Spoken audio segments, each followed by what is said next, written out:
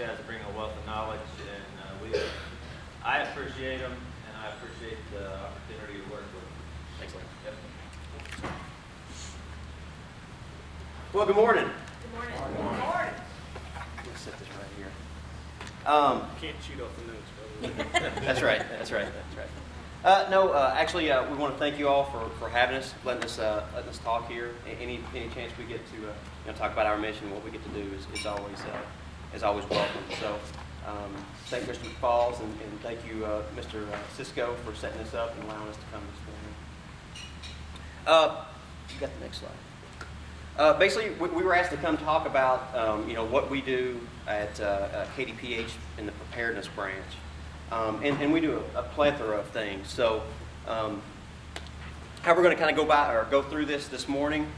The first thing we're going to do is kind of give like a little background information on, kind of the rules that we kind of play by, and that's the National Response Framework, NIMS, and ICS. I know you've probably heard the terms, but just kind of give you a little background, and the rest of it will probably make a little bit more sense when it comes to how we're structured and how we operate things.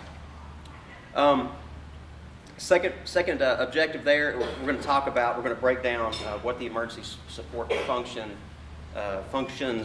kind of mean, and specifically what it means to the ESF-8, which is health and medical. Then we're going to look quickly at the mass prophylaxis campaign, which is the SNS, or Strategic National Stockpile program, which I coordinate at KDPH. Then we'll look at the ESF-8 strike teams, and there are a number of strike teams through KDPH, but one particular that you may be interested in is the pharmacy surge. So we'll kind of go into that and how it relates to you all. And then last but not least, we'll kind of cover course of action planning, which is basically our main means on how we develop emergency plans and things like that, and some of the assistance that we can provide you, or any agency really, on developing those plans and how to move forward. So, A couple housekeeping things. Lloyd Peniston is sitting in the back. All questions will end up going to him. That's right. That's right. He is the balance between Shannon and I. Keeps everything flowing. So He's our glue. He's trying to be quiet. So basically, it sounds like we're speaking a foreign language, right? ESF-8, ICS, NIMS. But we're not supposed to do that anymore. It's supposed to be straight language. So we've been going across the state and teaching variations of this course, and we actually teach it at the Department of Criminal Justice training every year. We do about 300 police officers a year talking about public health. And as Kentucky gets more and more involved in response, because the one thing that we seem to keep doing is having some type of disaster, where there be a tornado, a flood, a salmonella outbreak, we just keep having these problems. So as public health gets more and more engaged, one of the main things that we're noticing when there's a natural disaster is if folks have their medications, generally they're okay. They don't have their medications that keep them going on a daily basis, we've got big problems. Fair statement? Fair. Another fair statement, that a lot of small towns only have 1 or 2 pharmacies. Yep. So you impact those 2 pharmacies, especially in remote areas, we've got a major problem that we don't need to have. So the reason we're here today is to talk about the overview of what ESF-8 is, and we'll explain what that is, Emergency Support Function 8. But not only what ESF-8 is, but how we would like you all to work with us to alleviate the problem that you're best capable of taking care of, which is making sure that folks have their medication during a disaster. You know this was a recruitment effort, did you? Always got to. That's right. Okay. The first, like I said, the first couple things we're going to talk about is kind of the little background, kind of our rules of engagement, if you will. National Response Framework and ICS, or Incident Command Structure. Has anyone heard of those terms, or anyone not heard of those terms? You can train on train. That's right. That's right. And through FEMA's website too. I mean, there's all kinds of ICS classes. If you want more information on it, please get with us and we'll point you in the right direction. Next, please. So basically what the NRF, or National Response Framework, does along with NIMS, which is the National Incident Management System, it serves to standardize how emergency operations responses are done nationwide. So the two main things that it does is the standardization.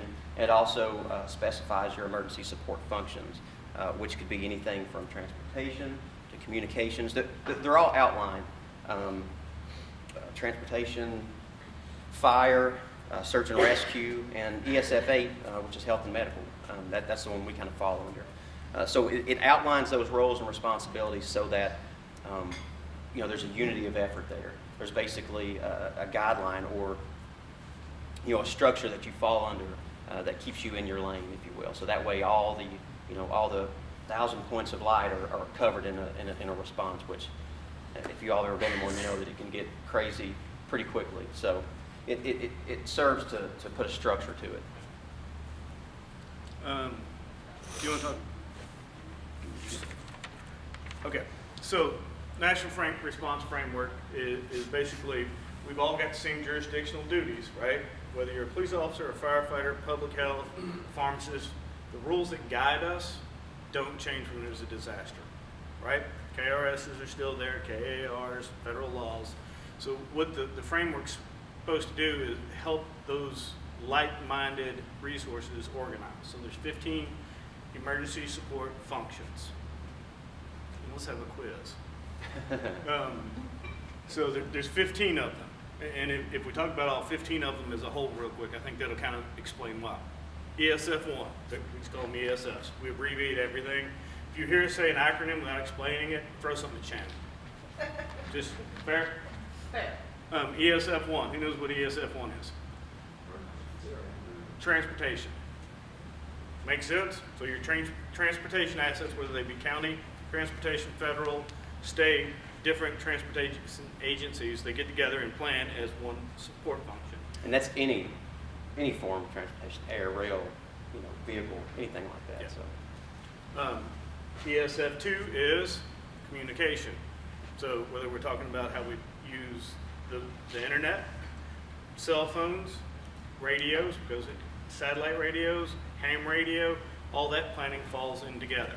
Make sense? Because we have to be able to get stuff from A to B, and we have to be able to talk about what we're doing. ESF3 is public works. Public works, got to have sewers going, right? How well can you all run your pharmacy if you don't have running water? It gets problematic quickly. So all those different entities that keep your water and that kind of thing on, organized under ESF3. ESF4, one of my favorites, is firefighting. If your building's burning down, you can't help folks. Simple. So as we start organizing, how many of you all are from a county that has more than one fire department? Yeah, it's a Kentucky thing. We got to have 562 fire departments.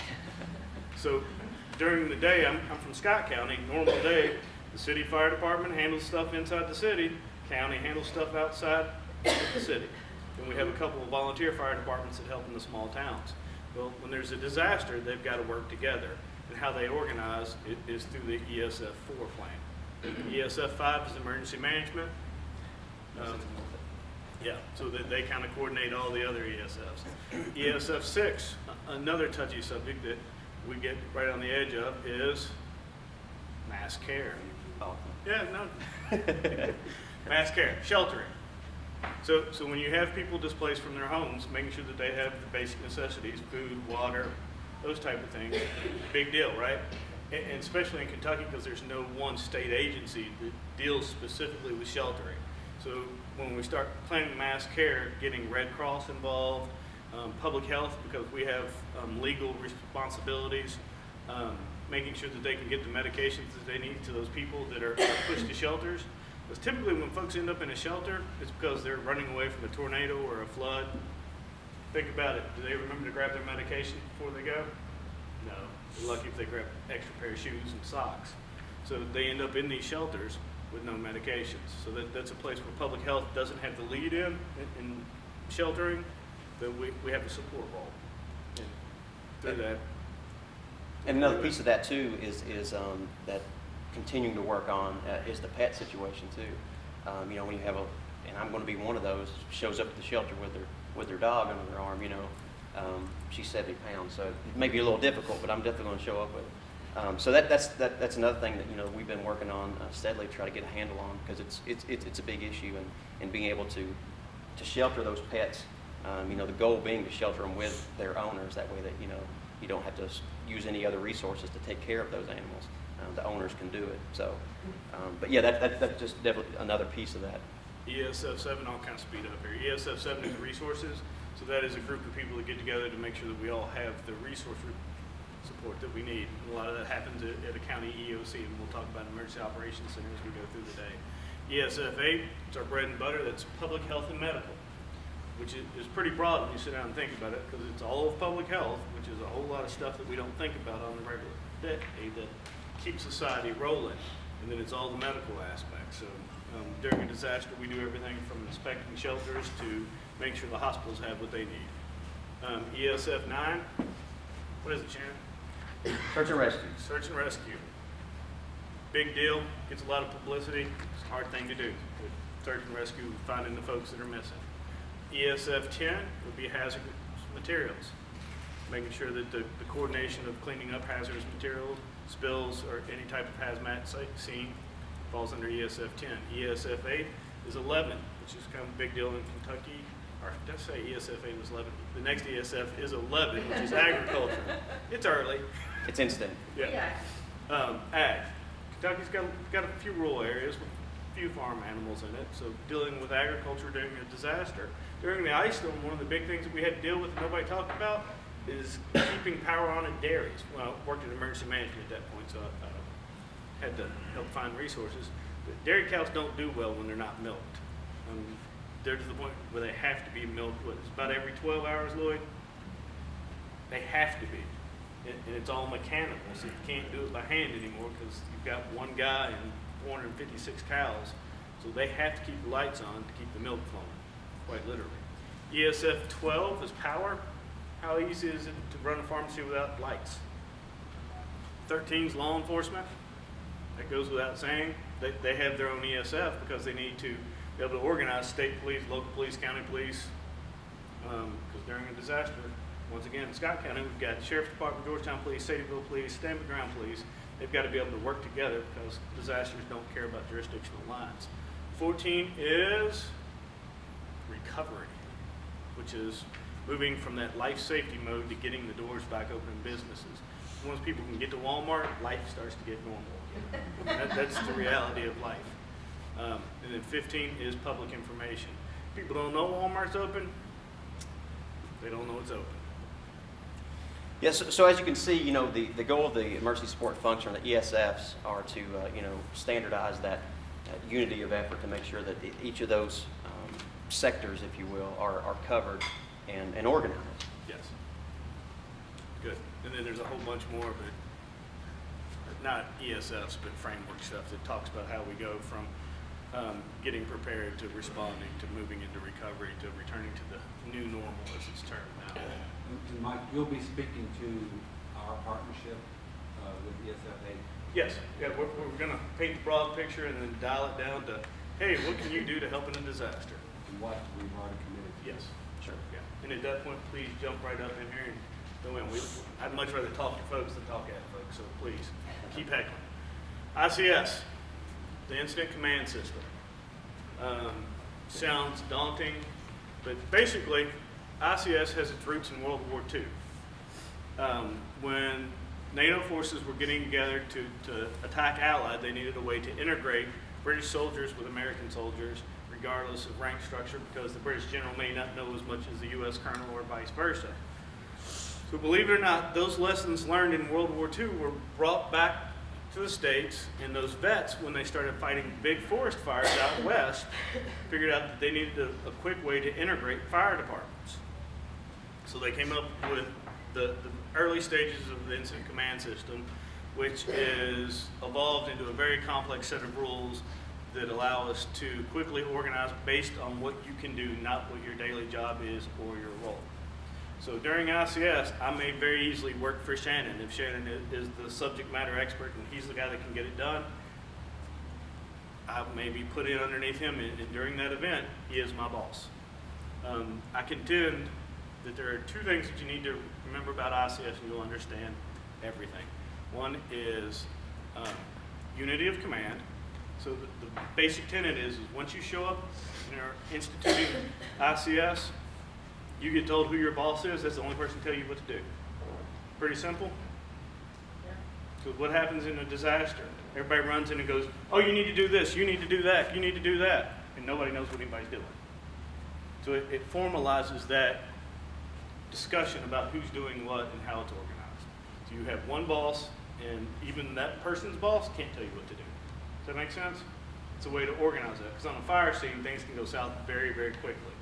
If you know, I tell you guys you need to go around to the back and start working on bending that structure, somebody else tells you, no, you need to go to the right side and bend that structure. Suddenly, I don't know where you are. And it may not be the plan. The other one is span of control. Span of control is the concept that nobody can supervise more than 7 people. 5 is about optimal, but it means that I can be in charge of this table, but I can't manage this table, and this table, and this table, and this table, and this table. I'm pretty good, but there's no way when I work 24 hours straight and I'm working that I can manage 15 people. So those are the two big things. ICS, there's a lot of terms. They get thrown around a lot. But if you know who you work for and who's supposed to tell you what to do, and that they're not going to supervise more than 5 or 6 people, then you can function in an ICS role. But overview, it's an organizational structure that establishes common terminology. So a logistics chief is always a logistics chief, no matter if I'm in California or Maine. I know what a logistics chief does and what his role is, no more, no less. Scalable and flexible, it means that we can add pieces to it quickly to expanding events or contract just as quickly. Standardization, once again, that's so we all know what those jobs are and who's supposed to perform them. And then the first on scene structure. What that means is, what do you know about tornadoes? Not a thing. What do you know about a fire? They're hot.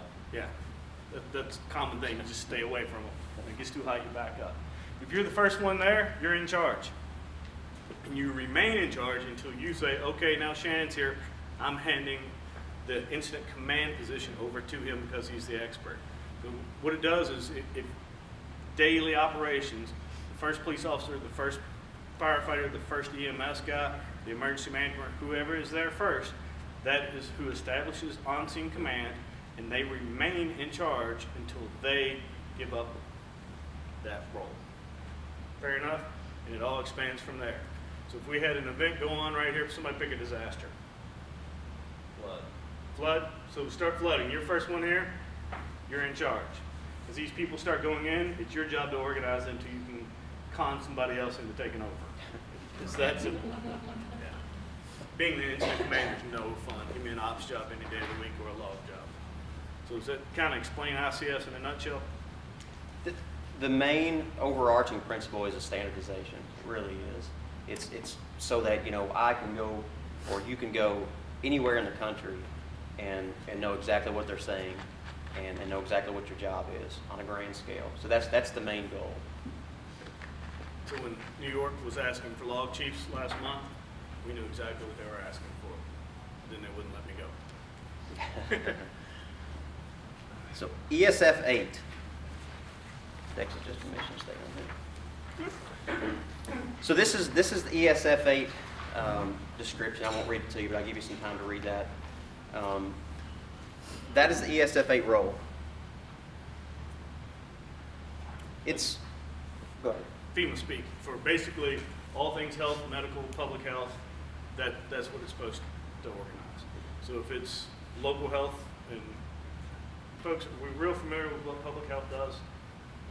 Because up until about 3 years ago, my background, I worked for emergency management for a while, but then it was local police and fire. I had no idea about the 1,000,001 things that public health is responsible for. So there's all that, plus all the medical surge capacity, which is making sure the hospitals have enough beds, enough meds, lights, power, all that kind of stuff. Water's a big deal. You know, you get a disaster, a flood or something, potable water becomes a real issue for a hospital. So the the ESFH structure is, it's a means to coordinate the response at any level. That could be local, it could be regional, could be state, could be, regional on a national level or even national. I mean, at any level, that's the goal. And for ESFA, that's health and medical. And these are some of the things that ESFA is concerned with during a disaster. So as you can see, it's very broad. Coming from emergency management, I came over thinking, it was pretty narrowly defined, but it's very broad actually. I mean, if it involves, one of the first things I started thinking, the first week is, if it involves people, it's going to involve public health. It really is. So, and pretty much any disaster involves people. So really ESFA and KDPH is involved in every disaster. I couldn't really give an example of a time that they wouldn't be involved. So they've been really busy, and their mission is very broad. Can I interrupt? You said they. It's we, brother. See, I've only been there since June, so that's why I'm still getting it. Yeah. This has been not one been of my assimilated biggest yet. victories. Shane and I used to work together in emergency management, and I stole him. And I'm very proud of that fact. So yeah, public health, medical, mental, which I, being a former police officer, tend to gloss over because, we don't do empathy well. Substance abuse considerations, huge thing during the ice storm. Yeah. During the ice storm, fall back to it because it's the example that everybody was involved in. About day 3 in the shelters, they started having flu-like symptoms with folks. It was meth withdrawals. That's a real issue that just keeps growing that we've got to be very cognizant of. At-risk functional needs populations, that is a new buzz term for CDC. Functional needs populations are anybody who can function on a daily basis but needs additional assistance during a disaster. So if you've got a medication that you're fine on until you run out of it, you don't have that medication, suddenly you're falling into a functional needs category. If you're on dialysis treatment, you can live your life pretty normal day to day, right? You lose the dialysis center, you've got some needs. People that live at home on oxygen, they're fine day to day, but man, you run out of those oxygen bottles, suddenly you got a functional and access needs issue. Yes, foster care kids, they're great until the place they were living suddenly can't handle them anymore. So children up to a certain age can be considered that as well. So it's a big population. And at-risk includes long-term care. Yes. I was trying to hit the.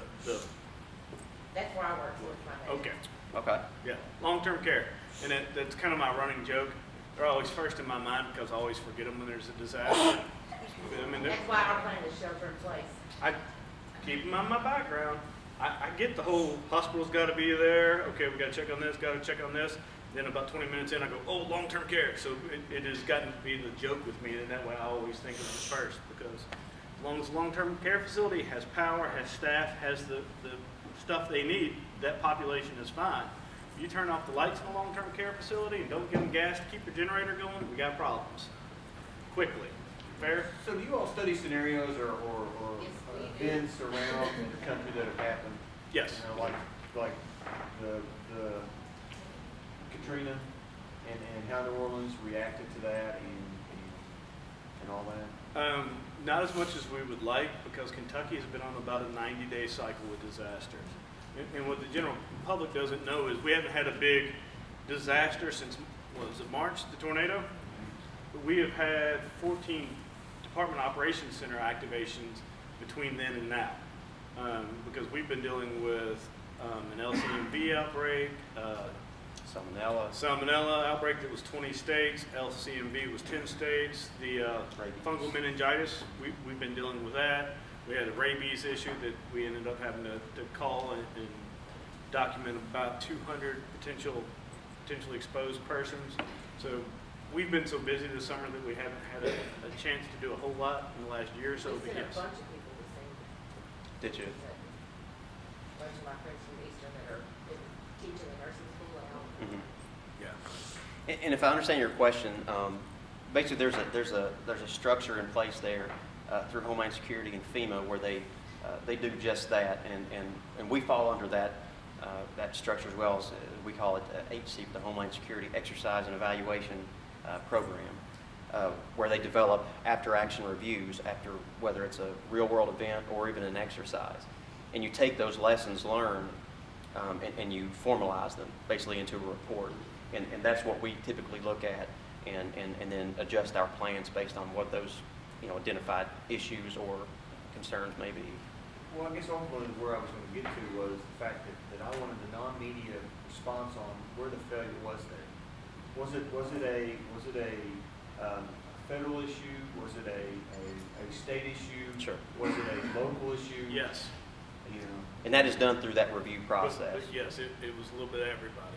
But we call them areas of improvement, not failure. Opportunity. That's right. I'm That's with exactly you. right. I'm with you. Well, the other piece is that most people in the state don't know, we have regions in our state, and within our region, we practice. We do tabletop exercises, and then we do real-life exercises. We may do a decon. We may do what happens if we have an ice storm, because we learned quite screwed up badly when we had the ice storm in Western Kentucky. So the rest of us have practiced. That's right.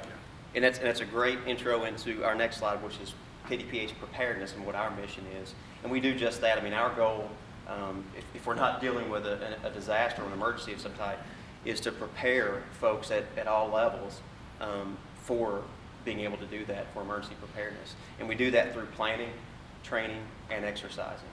So just like you said, and it happens at every level. And that's not a bad point. Maybe we need to talk about our branch a little bit. Typically, cops, where I've been teaching this class, they don't care. But you all may give you we're based in Frankfurt. There's about, 27 of us in Frankfurt, all positions filled? Lloyd, 22, something like that? I don't know. I can't keep track. But there's a little more than 20 of us in Frankfurt in the office that run various programs or do the grants management and that kind of thing. And then we have 15 regions based on the ad district. So if you're familiar with the ad regions, those are our regions. And in each one of those regions, we have a regional public health response coordinator that lives in that region, works with that region daily. And then there's also a hospital preparedness coordinator who is typically a local health employee that works specifically with the hospital program to prepare hospitals and medical side of the ESFA mission. So we've got at least 2 people in every region. We've got 2 regions in the hospital side that are combined, and 1 region in the public health that's actually split because Bluegrass is so big. If you're familiar with Bluegrass region, it's a lot of folks, and it's a pretty big geographical area. So we've actually split that one, and then we combined the northeast corner of Kentucky. So we ended up with 15 regions based on those regions. So basically, through our branch, we run the hospital preparedness program, which is a HHS, ASPR, Health and Human Services. The Assistant Secretary for Preparedness and Response is ASPR. We run that program that gets hospitals and really concentrates on the medical side, getting hospitals prepared. And that's run by Brad Learn. He works with the hospitals daily in the Hospital Association to build the capacity for medical surge for hospitals. And we have Shannon and Lloyd. Shannon does the Strategic National Stockpile. We'll talk about the S&S here in a bit. There's a component to the Strategic National Stockpile that has additional requirements for large urban areas. So Lloyd is our subject matter expert that works with the Northern Kentucky and Louisville regions to make sure that those added duties and added training and exercise responsibilities are taken care of.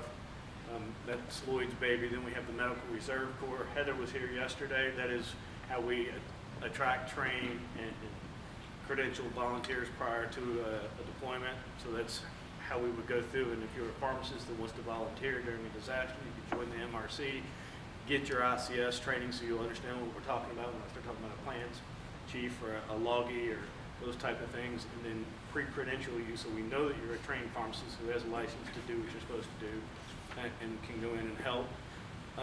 What else do we have? We have a planning person who does nothing but work with plans day in and day out, writes those plans, reviews scenarios. We have an exercise person who makes sure that we not only follow the Homeland Security Exercise Evaluation Program, but helps design our exercises, coordinate those. We have a fairly robust exercise schedule. What else? Help me out here. We have- Would the long-term care facilities fit into the hospital group? Y'all repeat your question because we are taking them. Okay, so the question was whether or not the long-term care falls into the health and medical. We actually kind of treat it as cross-cutting. It gets some, yes, short answer, yes, that they're part of the HPP program, but we also, since there's a piece of it that has to do with S&S and Medical Reserve Corps, we kind of treat it as we all work with that. One of the big things that we've done with long-term care is our main communication device is a web-based application called WebEOC. So we've developed a reporting tool for long-term care based on the hospital response tool that is pushed out through HHS. So long-term care can then report their status across the state via the internet, and then of course there's a paper documentation that if they can just get a satellite radio, they can call in and report that way if necessary. And that's fairly cutting edge. You know, I love to make jokes about Kentucky and how we're 48th and everything, but when it comes to ESF 8, when I came to public health, I found that we are actually at number 2, number 3. We are really progressive. I beta tested the WebEOC document. It's very simple. It's like HAVBED in the hospitals, but it's to show that actually that long-term care can accept some surge from the hospital, so they have non-critical stable patients, they could send them to me and I would take care of them, so they would have room for people who need to be there. But it also allows us to validate that your water is flowing, that your generator is working, that you have That's all- power, all the basic needs. all those kind of things. So we Very have some diverse reporting tools, and we're continuing to work with long-term care. And that, like I said, that's kind of cutting edge. We've got a few projects that we present on fairly frequently at the CDC because they're inventive. But anyway, we'll get more into this as we go. And we'll have a quiz later, so I want to be able to repeat all that, about all the different functions. It's essay, so as long as you're right. That's right. So you're probably wondering, well, how do you do this? How do you coordinate all this? And we do it through emergency operations centers. You probably heard it, heard at least the term EOC or emergency operations center. That's a very general term of a facility that can coordinate and collaborate an incident at all levels. And it's really nondescript. It can be anywhere. It could be this room. If we pull in enough resources, computers, phones, that kind of stuff, people to work them, any place could be an EOC. Where the majority of the work happens during a disaster is the county EOC. Because as you know, every incident, every event is local. We at the state have our own operations centers. Departments have their own operations centers, as you'll see. But this is where it happens, and these are the ones that we're here for. You know, we support them. If they can't, you know, if they can't meet a need that they have or a resource request that they've been given, that's where we come into play. And if we can't source it, then we ask the feds to do it. So we're kind of the middleman there.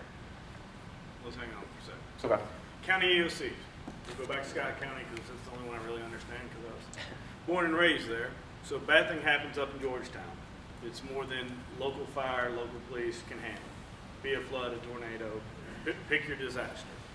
They open their county EOC and they send representatives from all the local agencies there so the police chiefs can work together to make sure that law enforcement's being handled. The hospital sends a representative there so he can let them know if they have an issue, if they need a generator, if they need, pick a resource, if they need docking, they need zip rope, they need Band-Aids. Band-Aids, body bags. Yeah, we have way more body bags than I'm comfortable with in our warehouse. So it's literally a room under the firehouse that it's fairly well built that they go and they coordinate. Real simple, right? So that's just where the mayor, the county judge can make sure all of his resources, somebody's there to represent them so they can take care of the local jurisdiction. What happens when Scott County can't get what they need? They call it the state EOC. So Kentucky Emergency Management has a giant room where all the cabinet partners and some non-governmental folks come together, and if Scott County needs something that they can't get, they call the state, and then we get that resource. Pretty simple. So there's 120 EOCs across our state because We've got more counties than anybody, it seems. And then they all call and ask for what they need to respond to a disaster to the state EOC. Once it's there, if the county EOC calls and asks for bulldozers, state EM gets that request and they hand it over to transportation, who has bulldozers. If transportation doesn't have those bulldozers, they'll go to the National Guard, see if they have a resource that can get that capability done. If not, they have the option of requesting something from the federal government through FEMA, or by contracting it out at the state level to do emergency contracts to bring those resources in. So what this is, if you can imagine all these little operation centers across the state, anything that they can't get during a disaster, they call the state EOC. The state EOC then asks the cabinet partners or contracts or asks FEMA to help get those resources. Clear as mud, pretty simple. So in a nutshell, the EOC does two main functions, and that's resource management. And resources can be anything from a pencil to a person, really, and information sharing. That's the big things, you know, to make sure that that information is shared at all levels. That's communication's key. Just knowing the pharmacy is not open in Smithland was a big deal when it flooded. I mean, those type of things we need to know in public health, so we can call Bob and say, Bob, we've got an issue with a pharmacy in this small town. If we don't have that information flowing up either through the local health department or the EOC chain, we can't help. And having that information that they're running out of something is just as important as saying, oh, we're out of this. Because, you know, 20 minutes to plan is always great. So we talked about the county EOCs, even the state EOCs, and even at the federal level there are EOCs. For the ESF8, for health and medical, we have our own. We call it a Departmental Operations Center, or the DOC for short. This is where the ESF8 missions are moved through, they're routed through. If we can handle them at an ESF8 level without getting state or anybody else involved, we do that. If we can't, then we liaison with the state EOC, and then they help us fill that resource or that request, whatever it may be. So most local health departments have a DOC that they use. So bad thing happens and the health department's got 48 missions going on. They bring together their team. They institute an ICS structure, because depending on what it is, the guy that's normally not in charge may be the subject matter expert. So during an SNS event in our DOC, Shannon would probably be in charge because that's his gig. So bad thing happens, you've got the county EOC going. In an ideal situation, you've got a representative from the local health department in the hospital there to talk with all the other agencies. But then back on the back end, the local health department's got its own little team managing all their missions and resources. Then at the state level, you've got the exact same thing happens. The state EOC opens. We send 1 or 2 people over there to get the missions and to push information back and forth. At the same time, we've got our Department Operations Center open, where we've got a dozen or 2 folks taking care of all these missions and requests. We call them missions, but you know, they need folks, they need stuff. Yes, sir. How do you address pharmacy needs at the Department Operations Center? Well, we call this guy named Bob. Well, I just want to talk about the KPhA involvement. Okay. Yeah, no, jump right up here and let's talk. Come on. No, you're doing fine. I want people to understand the linkage between the partnership that we have. So I contend the reason that KPhA, and I'll brag on our folks, why we do such a good job is because we're all very, very different. If you go through it and look at our personnel roster, you'll see me, background police and fire. Shannon, background is EM and the 141st CST, so he's got this whole military hazmat background. Lloyd's got, was it 130 years in environmental? Just 29. 29 years in environmental. Close. Brad Learn, who does hospital preparedness background, his background is in EMS and emergency management. So you go down and every one of us has a different skill set. And we all embrace that different skill set, because I don't know hardly anything. I'll tell you right now, I haven't had an original idea in my entire life, but I'm really good at going, hey, Bob, that's a great idea, let's use that. So that same philosophy that we use to work together, to plan and train and embrace each other's different backgrounds, we've also used to pull in our partners. So we've got Dick Bartlett with the Kentucky Hospital Association that comes and works in our EOC. And his background is EM and EMS, and he works daily with the hospitals to get prepared. Then we've got Bob, who comes in and works with the Pharmacy Association. They've got their own cool little spot where they come in and they make sure that the pharmacy needs are being met. So during the flood, the tornado, they'll come in and they do big things for us, like making sure that each town has a pharmacy that is open and viable and serving their customers. That is a huge deal, because if we don't have that, then we've got a problem. It's much easier to keep a pharmacy open and pushing meds than it is to deal with all the people that don't have what they need. Fair? So having them come in and track whether or not the pharmacies are open, whether or not they have what they need to do business, and we haven't had to do it yet, short of a shelter in Louisville during Katrina. Gustav. It was Gustav, excuse me. Gustav, they actually sent, how many people, Lloyd? This was before my time. Roughly. It was over 1,000. They shipped 1,000 people to Kentucky and put them in a shelter in Louisville. It was 1,000 in Louisville. I had 300 in Corbin, Yeah, so in church. that's how they deal with these hurricanes. Sometimes they just ship the folks up and let deal. So we actually had to set up a pharmacy inside that shelter because these people didn't have what they needed. So we have a tornado, we have a disaster, and the local pharmacy's gone.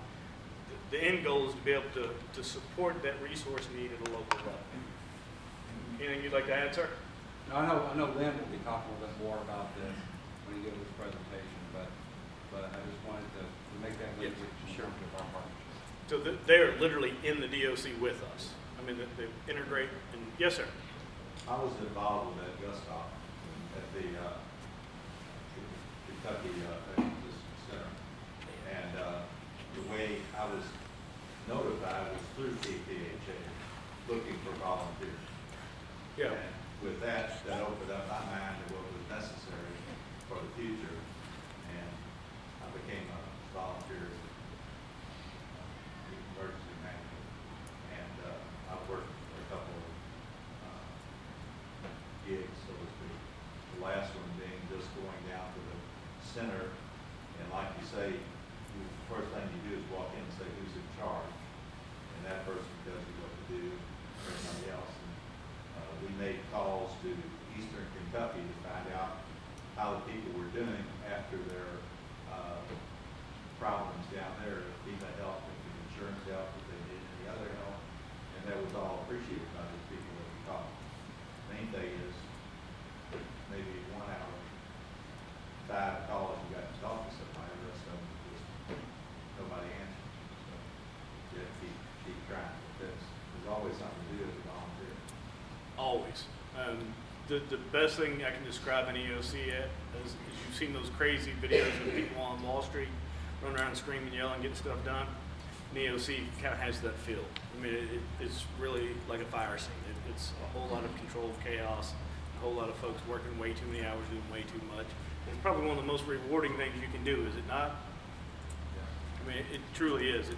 I love my job. When there's a disaster, I hate it, but I absolutely love it. I'm the first to admit it, because, Well, and I'm a firm believer, in emergency preparedness.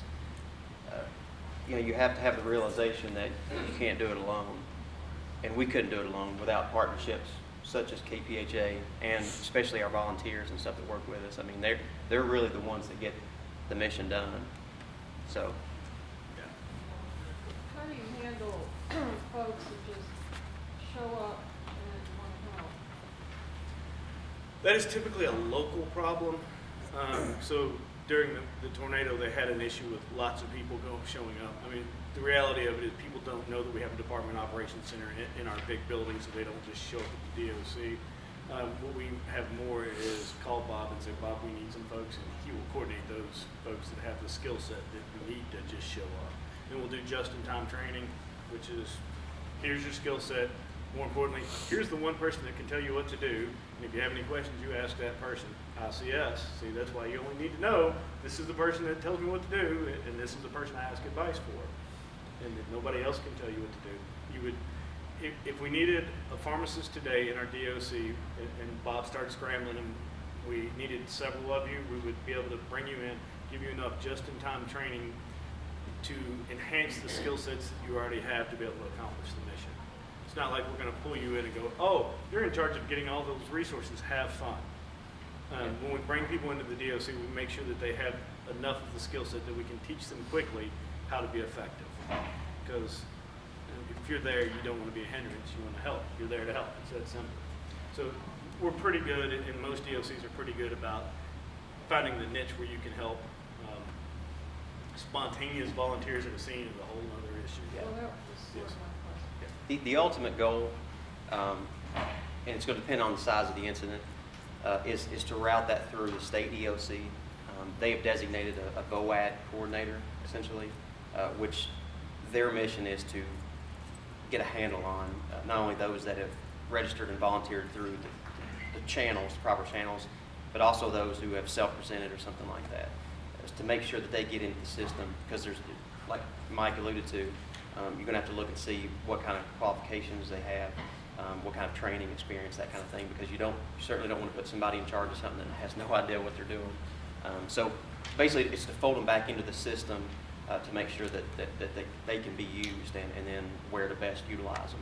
So it's just, someone living at home, they just want to help, but they have no training. I mean, do you actually send people away and say you can't really use We don't send them away, but we try to get them into the system, into the mix of things, the right way. Because, like Mike said, I mean, really, local people are going to be able to tell us best, where they can fit in. Because even if they may not have any medical experience or something like that, they can certainly file or make copy, that kind of stuff. So it's really going to be based on the incident and the person, but we try to get them rolled into the system and get them in the proper way.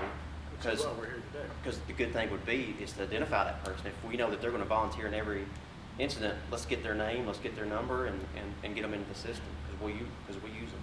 And try to enhance their skill set so they can right. be more of a value add. Does that clear that up? Okay. So we'll kind of speed through these here a little bit, but try. Yeah. No, we're good. Okay. But basically, we're just going to quickly breeze through some of the missions that we do at KPhA through our Department Operations Center. Inspections being one of them, so that includes inspecting shelters, restaurants, food suppliers, really anything that we if we're moving resources, be it food or whatever, into a disaster area, there has to be someone there that's going to approve that. Lloyd back there has years of experience doing this. So these next couple of slides are the things that public health has to do during every disaster that nobody ever thinks about. Shelters have to be inspected by public health. Anytime you want to reopen a business that serves food, they've got to be inspected after a disaster before they can reopen. Food suppliers, grocery stores, wholesalers, all that has to be inspected to make sure that we're not getting people sick. The temporary food vendors, like Shannon was talking about, that go in and do care and feeding of the folks, because we have a lot of feeding centers that just open up because people, McDonald's didn't open the grocery store, and open, they still got to eat. Those all have to be the food processing facilities and private sanitary systems after a flood. They've got to be inspected for. And this is true in a disaster or normal operation. I mean, you talk about any great large event where you're going to bring vendors in, Derby being one of the big ones here for the state, but also you had the NASCAR race back in the summer and that kind of thing. So all that has to be coordinated and done properly. PPE or personal protection equipment and non-pharmaceutical interventions. Basically, this kind of refers to resource requests that may come through, county EOC or something like that, where there are specific, PPE needs at a local disaster or something like that, and even non-pharmaceutical interventions, things like that. Do you have anything to add on that? It's kind of it's broad. It's stuff. Yeah, but It's stuff. We'll get into a little bit of isolation and quarantine next slide. But non-farm stuff, this is just some of the supplies that we have to push. We have literally millions of masks, millions of gloves, millions of PPE that we use during a disaster. Pushed masks after the tornado because we had friable asbestos. People were going back into West Liberty and being able to protect themselves. One of the big points there is that we have this to use for our volunteers as well. So it's not like we're sending asking volunteers and sending people out into harm's way without some kind of protection. So we do offer that.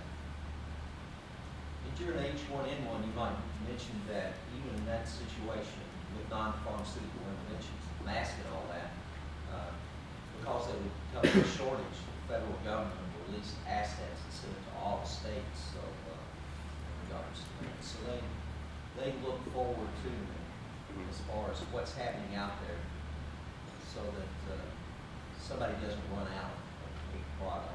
Is it true that they send us our stuff to Louisville on Derby Day? Part of it, yes, sir. It is true. Yes. Federal planning. I got Okay, it. next slide. Disease containment, isolation, and quarantine. This is obviously a pretty big discussion when you start talking law enforcement. Nutshell, you'll know what isolation and quarantine is. Isolation is sick people, quarantine is healthy, potentially exposed people, but dealing with those issues is a big public health issue. Epidemiological surveillance. I didn't know what an epidemiological surveillance was 3 years ago. I still can't spell epidemiology. But we do a lot of this. During the normal disasters, we try to quantify and keep tabs on sick and injured as a result of the emergency. When we have a food outbreak or something, they actually do investigations and trace back where the exposures are. We did about 6 of these this summer that were multi-state, the fungal meningitis being the latest one that I'm sure you all are acutely aware of. But tracking those patients and potentially exposed persons and contacting them and making sure that they are aware they were potentially exposed is a big public health job. Now, y'all remember the cantaloupe melons as well this year. That was the other big one. That was a multi-state event. So they kept us pretty busy with these things all summer. Yes. Isolation and quarantine. You'll understand these terms pretty well, correct? Understand the issues that come with closing the high school basketball game. Yeah, it's the public health that helps make those calls. The easy way to remember it for me, at least I was told early, you isolate the sick and you quarantine the well. Potentially, yeah. And quarantine is where people get upset. Yeah. Okay, so strategic national stockpile. You can have a seat. I'd be happy to. No, this is where, this is one specific example of where pharmacists really play a crucial role in one of our missions. Have you all heard of the strategic national stockpile? Are you familiar with the terminology? Okay, so I won't belay a lot of this, but basically it can be activated. It's a federal program that can be activated for a number of things, be it potential terrorist attack, category biohazard agent, identified category agent, or natural disaster, anything like that. Really doesn't even have to be a natural disaster. It could be a large epi outbreak. So it's pretty diverse in its function, but it's a great program. Mike was actually the former SNS coordinator, so I got to learn from him and Lloyd, who are great assets. Well, let's be honest, I learned from Lloyd. It all goes back to Lloyd. Lloyd has been Our the keeper of public health knowledge for a long time. Turned us all. So here's the mission. In a nutshell, to provide large quantities of essential pharmaceuticals and medical supplies. Basically, the way it works is, you identify a potential issue locally. They either run out of pharmaceuticals or medical supplies, or see that they are going to quickly run out of stuff. They immediately contact the state, and then the state coordinates with the federal government, CDC, through the CDC, to get assets sent and then distributed through the state. So it's a lot of stuff. This is the high-speed logistics plan to get medical assets through the CDC to the local level. It's an augmentation of local supplies in a nutshell. Like I mentioned before, these are some of the times when you activate the SNS. Any questions on that, on the deployment of it? And basically how it's done is once the request is made to the CDC, to the federal government for supplies, whatever it may be. There are two methods that they can send it to us, and if I get too far in the weeds, just tell me to stop and just go. They have what's called a 12-hour push pack, which is basically a pre-designated set of stuff. And I say stuff because it includes anything from Band-Aids to Doxy. Yeah, Band-Aids to Doxy. They also have what's called vendor managed inventory, which if you know you're going to have a specific need for H1N1, for example, influenza vaccine. So if you know you're going to need a specific item or specific pharmaceutical, you can ask for that. Now it's typically a longer receipt time. 12-hour push pack. They promise it will be here in 12 hours within the state's hands, and start, so that we can start distributing it to the locals.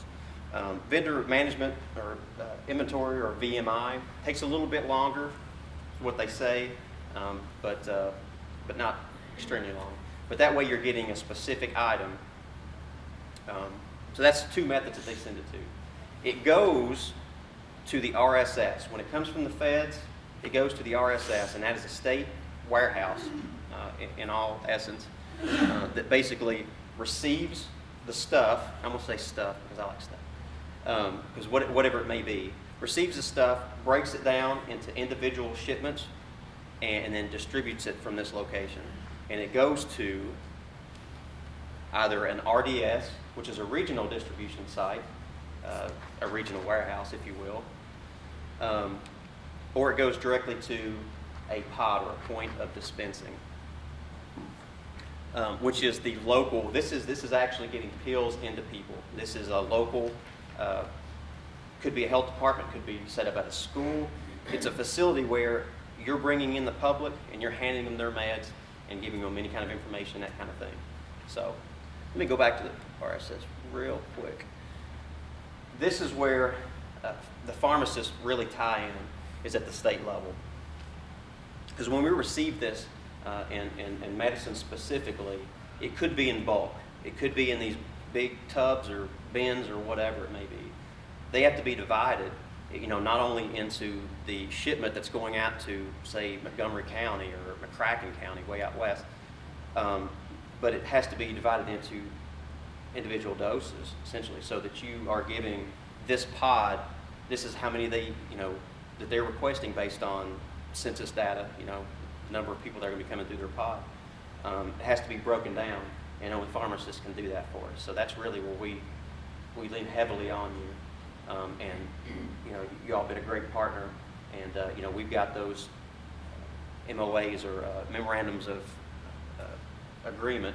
It's another state term. For basically, it's just an agreement saying that I do this, you do that kind of thing. But we've got those in place to where, we can have people show up and help us out with that mission. With a specific example on that one, help, because it's kind of cool. So anthrax event happens.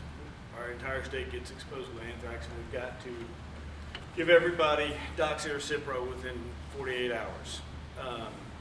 Most of the CDC's assets are in individual use bottles, 10 pills per bottle. If it was a big nationwide event and they started running short, they still have bulk containers of Cipro and Doxy. At the pod level, they need to be able to hand out single-use bottles. So in a worst case scenario where we got a bulk shipment of Doxy, we would have to divide that into single-use bottles before it got to the pod. That's like the ultimate worst nightmare, but could happen. But that's where we really, lean on the pharmacists to be able to help us out with that, with laws and whatnot. Will they know how to use that thing? So, repackaging, and that's basically what we're alluding to, is the repackaging of the meds. We get it in a bulk bin or whatever, it has to be broken down and repackaged so that we can ship it out to a RDS or a pod. Does that make sense, the distribution plan? Okay. It's a secure environment. We got police with guns there, so you'll be safe. And just RSS, it's the CDC term for our state warehouse. There are 2 pre-identified warehouses that we utilize that have security plans operational plans, all that kind of thing. So it's not like it just pops up and we go, oh, we're going to use this room as our receiving point. It's already a pre-plan. So if you move across the state, we've got 2 regional RSSs. Each health department has a regional distribution site, and then the pods are pre-identified across the state. So it's not like this just spontaneously happens. We wouldn't call you and go, oh, we're setting up a warehouse in McCracken County. Can you all come down? It would be in a site that is got security plans, check in, check out, all those type of things. So there is some structure behind it that we don't really have time to get into this morning. But And that helps us meet that 12-hour, helps the feds meet that 12-hour receipt time as well.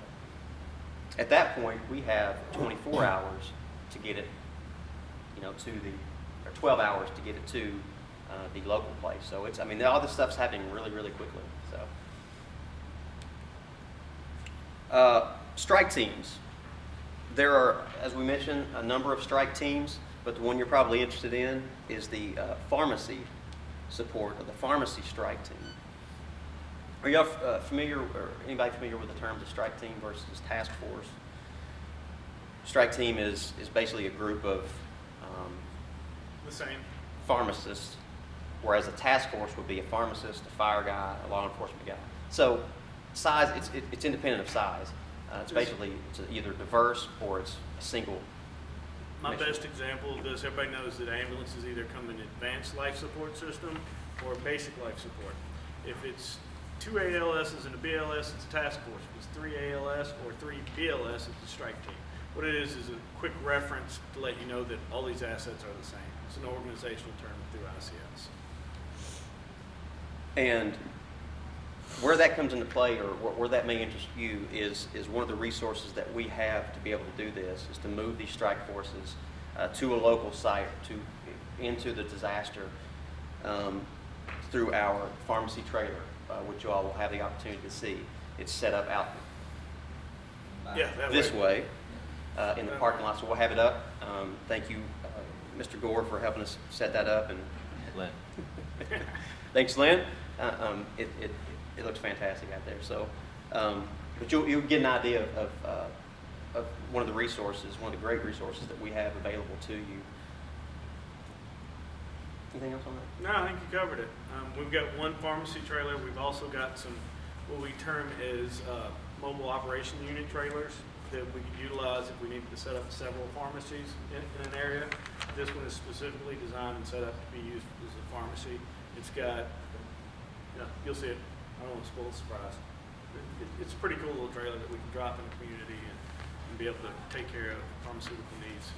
And I made a note there to talk about the Gustav, so I'm glad that we brought that up and talked about it. This was actually used during Gustav. This was rolled into the Expo Center up in Louisville and used as a central pharmacy. And this thing can be used, to supplement or augment local pharmacies, or it can be a standalone unit all in itself. It's really great. It's even got hot water in the thing. So We actually used it in Morgan County to offer health services to the local health department. So we utilize for different things. any questions on that? Like I said, you'll be able to see it. It's set up outside here. Hopefully it'll warm up a little bit. It's not bad. Not bad. Yes, sir. We actually, because of Gustav, had that trailer built, because we didn't actually, Shannon, at the time, have Oh, I the misspoke. trailer in place for Gustav. New kid, what are you gonna do with him? Because of what we identified and because of the work that was taking place with Public Health and Pharmacy Association, we worked with Pharmacy Association, with the pharmacists at Casper, that was in the program at the state level, and with our folks in Public Health, to come up with a design that would be suitable, that could be used in a remote location, or could be used in, you could pull it up right outside here and hook water and shore power or electric up to it for it to be operational. So, be sure and take the time in a few minutes afterwards that we have it opened up in the back, just to stick your head in and walk through it. I think you'll be pleased with what took place out of federal dollars that came to the state, that we were able to come up with something like that. Thank you, Lloyd. I apologize. I knew that it was tied in there some way, and I misspoke. I apologize. So thanks for clarifying that. There was a trailer inside the expo before that. Yeah, This wasn't this one? I think it was This one fancy, brand moving fancy. trailers. Go ahead. Okay. And you're probably wondering, well, how can I help and be part of that? So, the way we do it, and I know it's been mentioned before, is through the MRC, the Medical Reserve Corps, which I'm sure you're all familiar with, or at least heard the terms. How we do that at the state level is through KPhA, which is basically it's a software program managed at the state, and it's a registry. It's a registry of volunteers. So it's undergoing a revamp as we speak, and we're trying to build in the functionality there to be able to, not only register volunteers, but also identify what those volunteers' capabilities are through training, experience, that kind of thing. Pharmacy being one of those. So the goal would be to have the check block on there where you can check, pharmacist or something like that, to identify that. That way, if something happened, a mass email could be sent out, requesting assistance, something like that. It is on there. You check what discipline Yes. you are, and then the coordinator for the region that matches your county residents will actually contact you and get further information. Like, my region knows that if it's a disaster that involves the county where my nursing home is located, that I will not pull to somewhere else, that my job is to stay where we are because of our plan to shelter in place. So that your regional coordinators will get all that information once you fill out the state plan. Right. And I will make note that there are some, training requirements. Basically, when you sign up, there will be a kind of a base thing of classes that you take. Most of it's run through, train online kind of stuff. But there are some of those requirements that I did want to make note of. I think we've had, one of the issues being is that we have, a lot of people coming and say, hey, we want to volunteer, we want to help, but not, understand that there are some of those forms to fill out and little training courses, which it's not, it's not a great number, it's not a huge number, but it's kind of a base thing to make sure that everyone's in the system and has at least this base knowledge. So, I think we just managed to do ICS 100. It's been so long. is it dependent on role? Once you Could once be. you enroll, I Yeah. think it Mhm. sends you the information. They've about added a sign up on couple training. more, and we try to get you to take like psychology of disaster and those type of things, just so you can understand what's going on and understand the big framework that we've been talking about today. But yeah, MRC is how we organize our volunteers to help. Any questions on MRC? K-Helps. If you are interested, if it's something that you would like to do, volunteer for this type of mission, please either get with Mike and I or Lloyd, and we'll hook you up with Heather Walls, which is our MRC coordinator at the state level. And she'll point you to the regional person or whoever may be, in your region that'll get you set up. You actually, all you have to do is get on the website, register, and if you want to be an MRC volunteer, your local coordinator will contact you. So what's the website? The pamphlets are sitting out front. She was here yesterday. She was Yeah, here she was yesterday. here, yes. Google Pay Help. And we're gonna have a stronger role working with you all in the future with the Medical Reserve Corps as part of our partnership that Lynn will be talking about at lunch in terms of enrolling people. Great. Yep. Okay. Any questions? COA, apparently I get to talk about this. And I'm just going to be brief. Course of action planning is a fairly new planning process, and I just want to talk about briefly what it is. It's how we write our plans. It's operational based planning, so when we have plans, use the pharmacy trailer, this is what we use. It produces an incident specific or support plan. So rolling out the pharmacy trailer would be a support plan because it can do multiple events, not a specific incident, but it can be multiple events. It assigns resources to tasks, and it's a goal-based planning optional, our way to plan. So basically it identifies a goal that we're trying to accomplish and then lists the steps. What we really try to do is streamline our planning process, so if we go into writing a response plan, we don't put all that organizational programmatic goop that normally ends up in these plans. So when you see our pharmacy plans we start developing, developing this with Bob, it'll be a very streamlined plan that just tells you the steps you need to do to be able to get to an end state that we're trying to accomplish. And we just threw this in here just so if you are getting involved, you start hearing things like COA and operational planning. It's just our style of planning. It's really based on a military model of planning, and it just is an attempt by us to do capability-based planning to streamline how you get from A to B. Is that good enough? I just wanted to touch on the terms. It's got 3 basic phases. Our preparedness phase is which daily, normal, nothing going on. The response phase, where we talk about what we need to do to get through a life sustainment mode, so deploy the trailer, set up a strike team, set up a pharmacy, you know, do those type of things. And the recovery phase, which would be how we're going to return to what is now termed the new normal. So in other words, how we get Walmart open. Easy. Benefits: standardized planning across the state. It simplifies plans.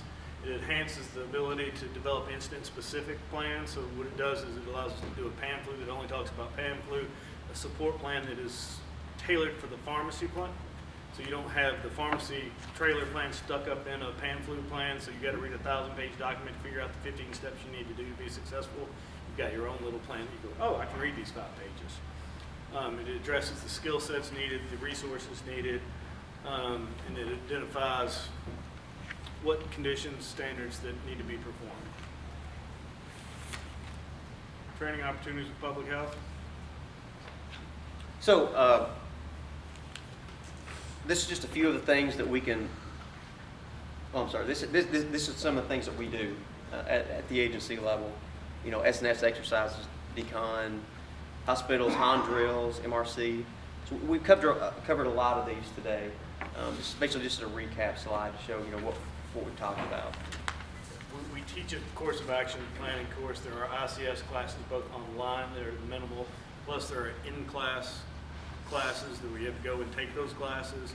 MRC, if you join the Medical Reserve Corps, there's a list of classes you would take for that. HON drills. HON is our Health Alert Network. If you're an MRC volunteer or one of our partners, we test that system quarterly where we send you an email and our system automatically notifies you through email, phone, and whatever procedures you set up to test that communication capability. We do hospital exercises across the state every year. Decon exercises, which can be tied to different scenarios. And then, of course, our strategic national stockpile exercises that are programmatic that we must perform. So these are some of the things that we do, you know, on a rotating basis. So if you are interested in tying into any of those, please let us know. Here's some of the takeaways, just bullet points of some of the things we've talked about today. Really, we just wanted to open it up for any questions. We've got 15 minutes for questions, so please, if there's anything that we were unclear on or maybe breeze through that you want us to elaborate on, I didn't prepare any magic tricks. They told me I was on a time frame or I would have done them. Any questions? Okay. I've got a question. Well, just from a practical standpoint, just from experience, our interest, and I brought this up to someone today, and I mentioned it before to some people I work with, but as community pharmacists, we used to keep a lot more inventory than we do today, just because of the cost involved and the fact that a lot of times the supply is not there. We've seen more and more drug shortages of drugs throughout the country. Historically, it's not been that way the last, I guess, 4 or 5 years. Even the last year, it's gotten worse. What happens when we have a situation where that maybe affects not just a particular state, but just 3 or 4 or 5 or 6 different states in a massive area, and massive destruction, and those supplies are wiped out? How do we? What is it? How do we get not just your antivirals or something like that, but how do we get back all that? Is there plans and things to get back massive amounts of medication to massive amounts of people? And West Liberty was a good example. We'll multiply that by 100 times. Something happened on that. But we just don't have those stocks, inventories at a local level anymore. Best case scenario I can tell you is that we would work with HHS, CDC, and pharmaceutical manufacturers to help allocate scarce resources. Mhm. So if we had an event where you were having a shortage in, say, 10 drugs, we would work with Pharmacy Association, Bob would get in touch with us or Scott, and we would contact CDC and use federal pressure to help make sure that Kentucky wasn't getting shorted because they were sending everything to New York. Yeah. Is that- So short term, we would probably work, obviously through the federal government, and through other states. So if there were supplies elsewhere that we could possibly, get our hands on, short term, that'd be a solution. In addition to, what Mike's saying is to hopefully ramp up a lot of those manufacturers to get that, to try to meet that need. One thing that every region does, is each region is required to have an inventory assessment of the resources within the region. So say you were looking at doxycycline or ciprofloxacin, which are two common antibiotics used for certain types of biological issues. There's a minimum amount that we ask the hospitals and our long-term care, because we have our own pharmacy, there's a minimum amount we're supposed to keep kind of just in case all the time. And that kind of, every region kind of has that information at their disposal. So say the issue is right in the middle of central Louisville, but that region will know that in, the south part near Right. Bullitt County, there's another hospital and they also got this much.